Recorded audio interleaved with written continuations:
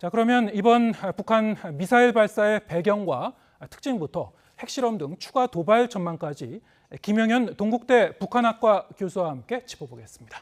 어서 오세요. 안녕하십니까. 네.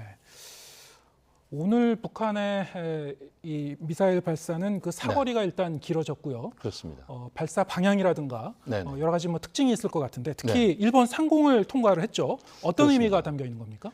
한 네 가지 측면을 봐야 되는데요. 하나는 북한의 미사일 발사가 실제 인도 태평양의 상당 수역을 타격할 수 있는 그 지점까지 날아갔다. 결국 4,500km라고 하는 것 자체가 태평양상의 특정 수역까지 이제 날아갔다는 점. 이 부분은 이제 북한의 미사일 능력이 굉장히 그 범위가 넓어졌다. 네. 이게 하나 있을 것 같고요. 또 하나는 이제 한미일 군사 협력이 지금 진행되고 있습니다. 그러니까 한미일 해상 군사 훈련도 있었고 여기에 대한 이제 대응 성격이 분명히 있다고 봐야 되겠습니다. 그러니까 북한 입장에서 봤을 때는 북한이 한미일의 협력 관계에 대해서 밀리지 않겠다. 네. 이런 차원에서의 강력한 이제 자기 행동이 나왔다고 봐야 될 것 같고요. 예. 또 하나는 이제 핵무력 법제화를 북한이 지금 시작하지 않았습니까? 이 과정에서 핵 능력의 고도화의 그런 일환으로서 이번에 실질적인 실험을 통해서 북한이 그런 의지가 있다는 것을 명확하게 좀 보여주는 측면도 있다고 봐야 되고 마지막으로는 오늘이 그 14선언 17주년입니다. 네. 그러니까 14선언이 나온 것에 대해서 북한이 오늘 미사일 발사를 했다는 것은 결국 남측과 윤석열 정부와는 특별한 남관계에서 개선 의지는 없다. 이것을 또 한편으로 보여주는 그런 행동이라고 봐야 되겠습니다. 네. 오늘 미사일 발사에 굉장히 많은 메시지가 담겨 있네요. 네네. 방금 말씀하신 대로 최근에 한국과 미군의 이 연합훈련이 있었고요. 네네. 또 한미일 3국이 참여하는 대잠수함 이제 연합훈련도 있었고, 그렇습니다. 일본까지 포함하는 이제 3국 훈련이 끝나자마자 이 중거리 탄도미사일을 쏜 거예요. 특히 네네. 일본 상공을 통과했는데 그렇습니다. 말씀하신 대로 그 부분은 이제 일본에 대한 어떤 그 경계의 메시지일 수도 있는 것이고, 그렇습니다. 네. 그리고 이제 사거리가 미군의 전략 자산이 이제 배치된 미군 기지죠. 괌 기지를 이제 포함하는 네네. 그런 포함하고도 남는 그런 사거리입니다. 그렇습니다. 그거는 이제 미군에 대한 이제 경고의 메시지고 이렇게 보면 되겠습니까? 말씀하신 것처럼 평양에서 괌까지가 직선거리로 3,400km입니다. 네. 그리고 이번에 발사가 이루어졌던 무평리, 그러니까 자강도 전천군 무평리인데요. 여기서 거리를 계산해 보면 괌까지 한 3,500km 정도 됩니다. 그러니까 네. 4,500km를 날아갔으니까 훨씬 그 괌 이상의 거리도 타격할 수 있다. 이것을 보여준 거다. 이렇게 봐야 될 것 같고요.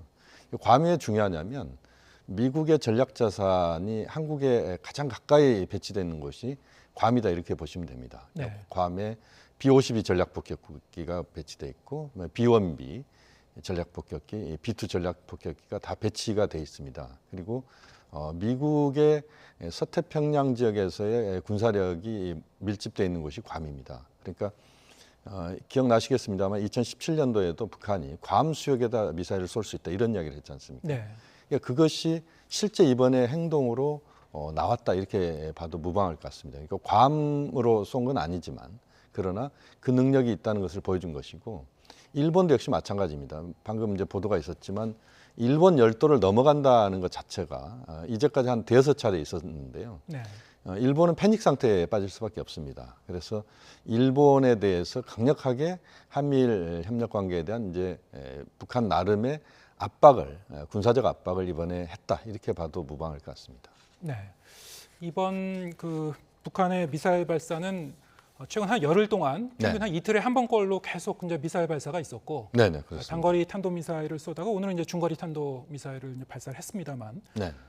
또 큰 특징 중에 하나가 이렇게 한미 연합 훈련이 진행되는 기간에는 좀 무력 시위를 자제하는 그런 경향성도 있었는데 과거에는 네네. 이번에는 이 핵 추진 항모가 오자마자 한 발 쏘고 또 이 연합 훈련이 이제 시작되면 또 발사하고 매 이 그 기간마다 네네. 네, 그 한 이틀에 한 번꼴로 계속 미사일 발사했어요. 네 그렇습니다. 어떤 의미가 담긴 겁니까?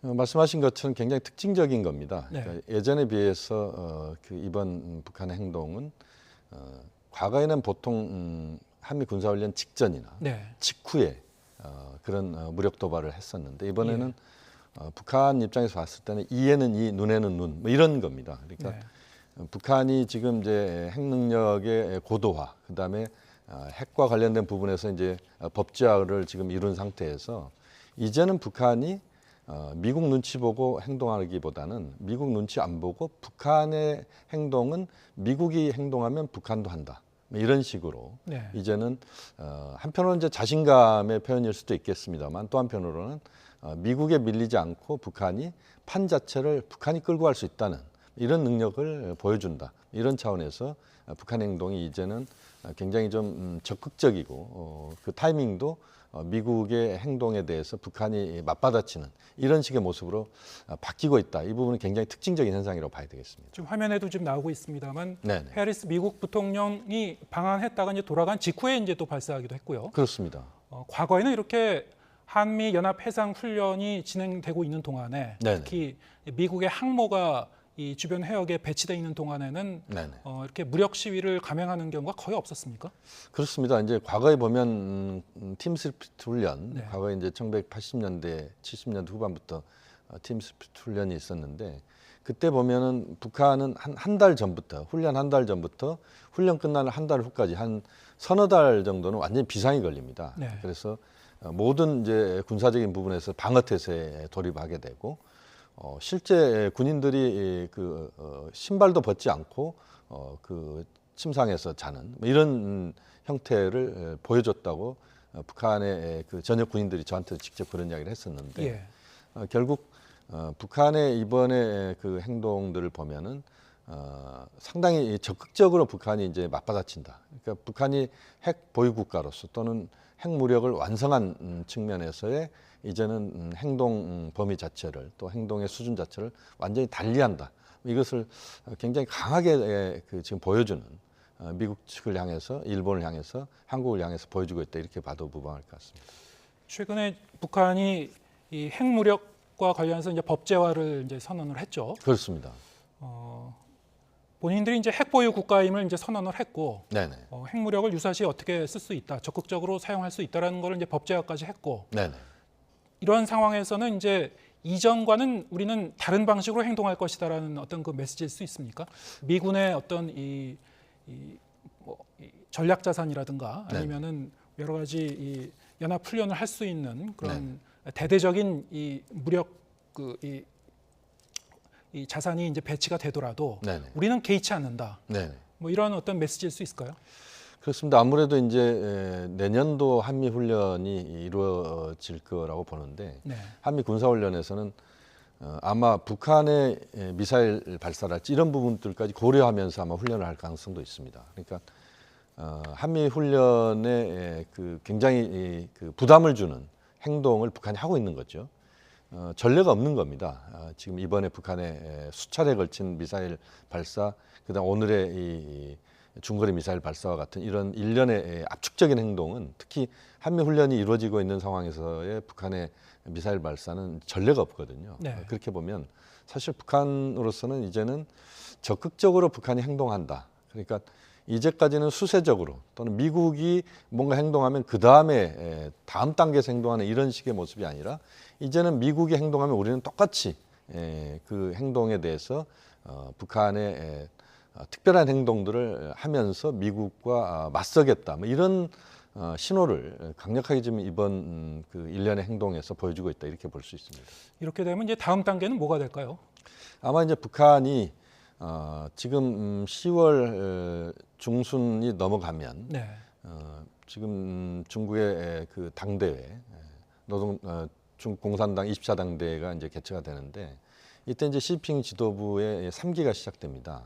그래서 그 시점 이후부터 11월 초에 미국에 지금 중간 선거가 있습니다. 네. 그러니까 그 시기 안에 북한이 SLBM이랄지 또는 ICBM이랄지 나가서는 핵실험을 할 가능성도 지금은 배제할 수 없다. 왜냐하면 북한이 이제까지 행동들을 보면 단거리 미사일, 중거리 미사일, 그 다음에 이제 다음 단계로서는 이제 전략적인 미사일 발사랄지 또는 핵실험까지 갈 수도 있는 뭐 이런 행동의 패턴들을 앞으로 보일 가능성이 있다.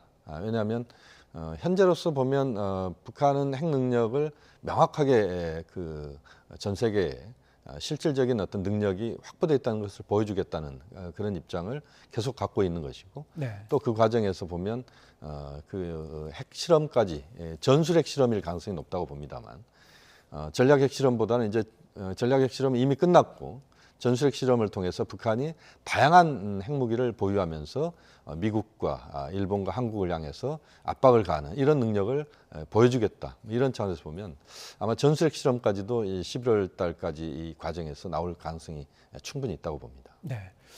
이번 북한의 도발에 대해서 윤 대통령도 엄정 대응을 지시했습니다만 네네. 관련 이 사안에 대해서 뭐 한미일 그리고 네네. 유엔 안보리 차원의 어떤 협의도 가능하지 않느냐 네네. 뭐 이런 전망도 가능합니다만 문제는 최근에 북한의 이런 이 무력 도발에 대해서 네네. 안보리 결의 위반이라고는 합니다만 중국과 러시아가 협조하지 않는 상황에서 어떤 이 대응을 할 수 있는지 네네. 이런 부분이 좀 의구심이 있거든요. 어떻게 전망하십니까? 그렇습니다. 분명히 이제 지난번 2017년도 12월 달에 유엔 제재 결의안이 나왔었습니다. 2375호인데요. 이때 기준으로 보면 북한의 행동은 도발입니다.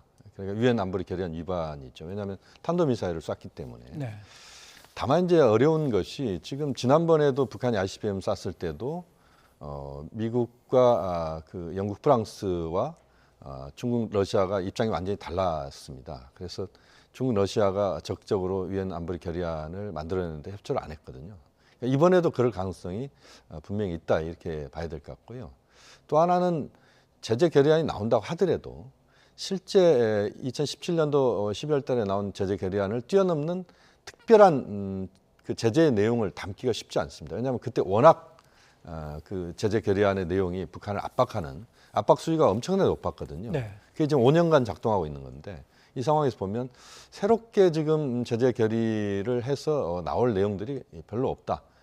지금 현재로서는 말로써 북한을 압박하고 또는 한미일 공조라고 하는 측면에서의 압박, 이 정도 수준을 넘어서기는 현재로서는 쉽지 않다고 봅니다. 그럼에도 불구하고 이 북한 비핵화를 위한 노력은 계속돼야 된다는 그런 그 목소리도 계속 높습니다만 네.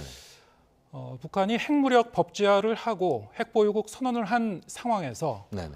기존의 이 비핵화 협상 전략이 과연 계속 유효할 것인가에 대한 의구심도 좀 나오고 있는 것 같습니다. 어떻게 보시는지요? 지금 말씀하신 부분이 굉장히 이제 고민스러운 부분입니다. 네.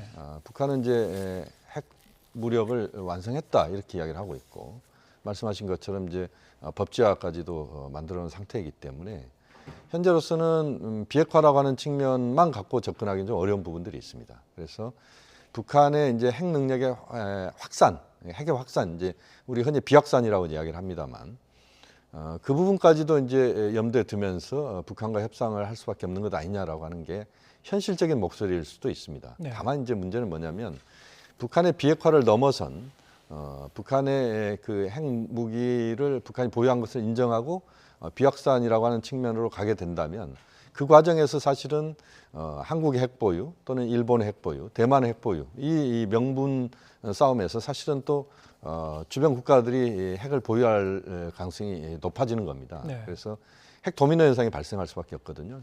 이제 그런 것까지 고려해서 본다면 사실은 이제는 매우 전략적으로 북한 핵 문제에 접근을 해야 됩니다. 그래서 비핵화라고 하는 측면에서의 최대 목표를 달성하고 그 과정에서 확산이라고 하는 측면에서의 그것을 막는 그런 조치까지도 겸해서 가려는 이런 그 전략적인 그런 입장들을 한미 당국이 마련을 하고 거기에 적극적으로 대응을 해야 된다 그렇게 보고 있습니다. 네.